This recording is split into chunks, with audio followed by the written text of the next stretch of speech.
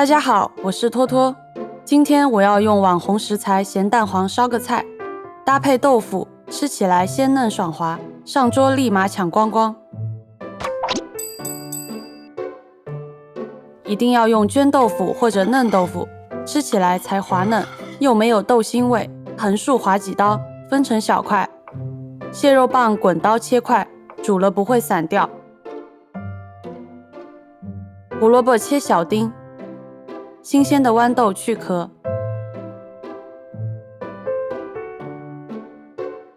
烧一锅沸水，把豌豆和胡萝卜汆一下，加点食用油，让颜色看起来更亮。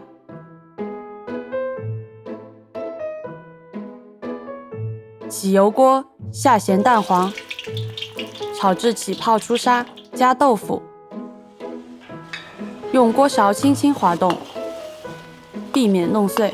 加入适量净水，混合豌豆、胡萝卜、蟹肉棒，大火烧开，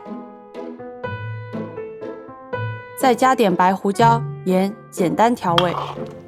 出锅前勾个薄芡，淋少许芝麻油提香。